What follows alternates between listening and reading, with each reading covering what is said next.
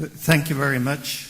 And I also would like to thank the organizers for inviting me to this beautiful place. And it's a pleasure to be here.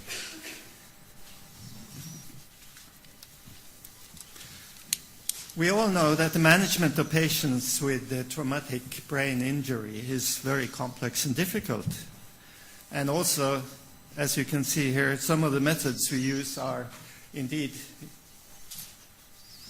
rather invasive. We have intracranial pressure. And we started out in 1987 in Bern to see what TCD could bring to these problems, to aid the understanding of ICP dynamics in patients with traumatic brain injury. And to illustrate how difficult the analysis is that I'm still analyzing the data that we made in those days and finding new ways to analyze them and understand them. So that's what I'm going to talk about here today. How can we assess intracranial pressure dynamics? Then we have to answer which factors influence the ICP waveform, which factors influence the TCD waveform, and how can we assess ICP dynamics based on ABP and TCD? Well, we first tried the critical closing pressure, as you all know.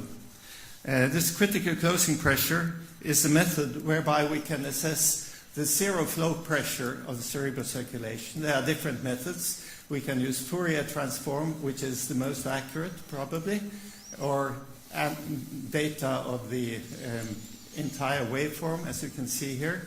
And we even did very long diastoles in our patients. And we found that we can assess the critical closing pressure.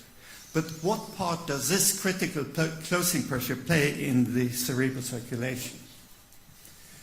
Well, this is analyzing using the first Fourier transform. And you can see here, this is the arterial blood pressure waveform. And you have the flow velocity waveform. And from these two, you can calculate the critical closing pressure. It is higher than the ICP, as you can see here, by 10 millimeters of mercury in this patient. Now, if this same patient is hyperventilated, you can see that the critical closing pressure increases to 42 millimeters of mercury, whereas the ICP, it decreases to 10 millimeters of mercury. So quite obviously, the CCP is not a reliable indicator of the intracranial pressure. And you can see here, this has also been found by other groups, that it's more a measurement of the vascular tone of the cerebral circulation. The intracranial pressure also plays a part, but not as big a part as the intracranial, the vascular tone. Now, does that mean, is this the only way we can analyze our data? Well, there is a very important measure that has been explored by different workers of the intracranial circulation that has to do with compliance of the cranial space. As you can see here, we're speaking here about the transfer function from ABP to ICP. Normally, this is called the cerebral pressure transmission. It indicates how much of the pressure wave that we have in the ABP is transmitted to the ICP. Obviously, if a lot of this pressure is transmitted, we have a low compliance, a high elastance of the cerebral circulation, and that is theoretically not good for the patient. Now we can calculate the cerebrovascular pressure transmission like this, also using the Fourier transform. So it is the first harmonic of the intracranial pressure wave divided by the first harmonic of the arterial blood pressure wave. And the CPT, we have to think about it, is related to intracranial volume compliance and elastance. Now, elastance is just the inverse of the compliance. Well, we know that the intracranial volume is enclosed in the stiff cranium.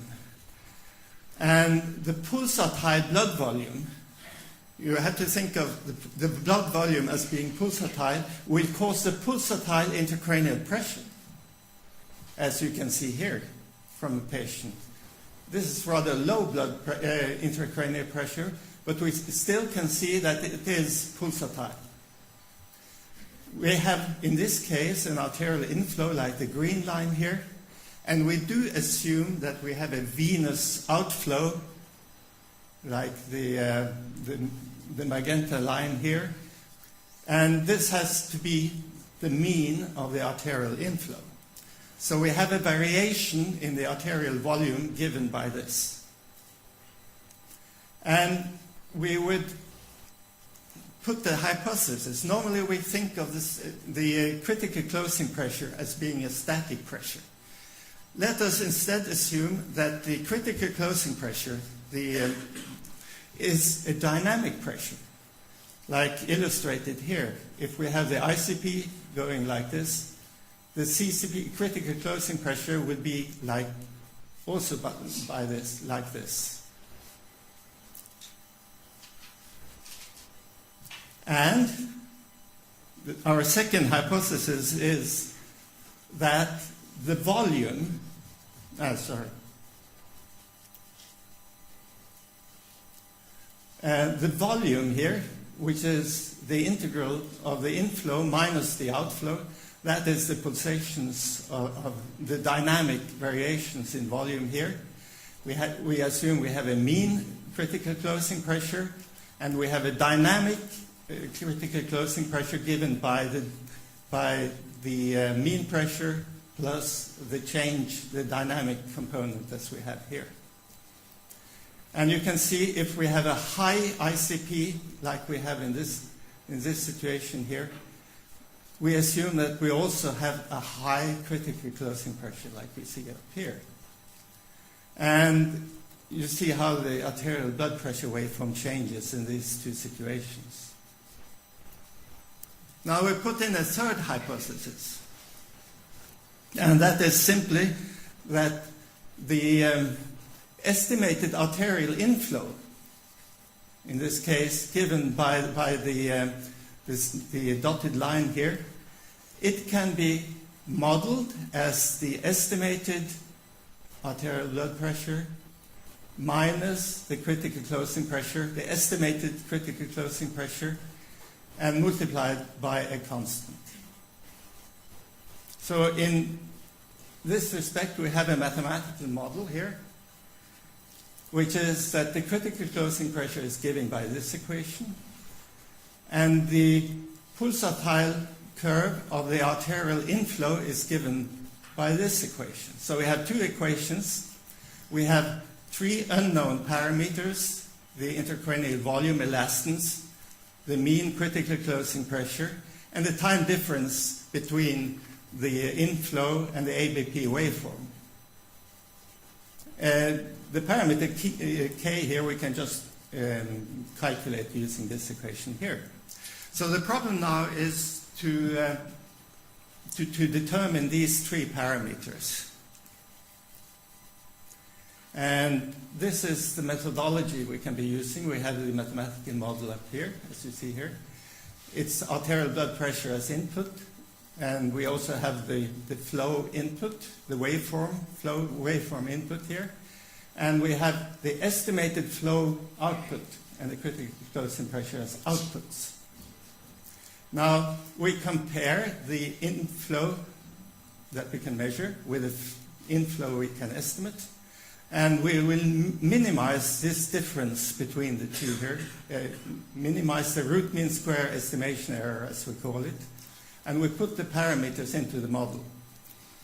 And now we can go through an iteration procedure. We start out with some values, like we have here, the 20 millimeters of mean critical closing pressure, elastance of 0.5, and a delta T of 5 milliseconds. And as you see, we have a very high error in our estimate here of 21. Then we iterate this through, This is first iteration. You see, gradually the error is being reduced here. So we search for all these three parameters, and then we are minimizing the error, in this case here. And this is then our minimum error estimate. We have a critical closing pressure estimate of 81 millimeters of mercury, a bit higher than the ICP is measured. And we have a volume elastance estimate and a delta T estimate. Now, if we apply this to a patient with intracranial pressure waves, as you see here, where you have the blood pressure, the ICP is coming back after the plateau wave, and the TCT measurement as you have here. And if we analyze these data using the cerebral pressure transmission, as you see here, so these are the direct calculation of the cerebral pressure transmission. And you can see it is related in this patient very nicely to the intracranial pressure. If we do an estimate on the same section of the curve, estimating the cerebral pressure transmission, not using the ICP, but only using the pulsatile data as I show you here, you have a CPT estimate is equal to the critical closing pressure, first harmonic, divided by the arterial pressure, first harmonic. And if you do that, you come very close in this case between the real cerebral pressure transmission and the estimated cerebral pressure transmission. And if you do this on the entire plateau wave, as you see here, you find a very nice correlation between the estimated transmission estimate and the real cerebral pressure transmission estimate. Now, in this case that I show you here, the measurement of the ABP waveform was made in the brachial artery. This is a place which unfortunately is normally used in the critical care. In most situations we're using the radial artery for measurement. Unfortunately, the pressure wave is distorted by going through the arterial tree, through the brachial artery, and out into the radial artery. And therefore, we cannot use it, unfortunately, for the cerebral pressure transmission estimation. The ideal place to measure the blood pressure would be in the axillary artery, as you can see here. But that is not a thing we can do invasively in most situations. But we can do it non-invasively. As you can see here, we are measuring arterial blood pressure on a normal subject here during rather zero gravity. And using this instrument here, we can measure the pulsatile waveform in the axillary artery by using this methodology, as you can see here. We have an ultrasound transducer looking at the axillary artery. We have a pressure cuff. And we have an ultra-fast pneumatic servo. And we are controlling the pressure in the cuff during the entire pulsatile cycle, very, very fast, so that it can track the pressure inside the artery in real time. And if you look at the curves here, this is a flow velocity curve in one case. And the red line here is a non-invasive blood pressure recorded from this cuff, as you can see here. They are very, very similar, almost identical waveforms. So that means, because you have the same length of the transmission line to the axillary artery, as you have to the cerebral circulation, you have an ideal comparison, a measurement of comparison between the pressures. Now, I don't have any data on patients using this methodology yet, but I have taken the old data that we did in the 1980s on cerebral autoregulation dynamics in humans. Unfortunately, we were recording these data on computers at that time, and I could therefore go back and look at these data now. And these subjects were recorded during normal tension, hypotension, and normocapnia, hypocapnia, and hypercapnia.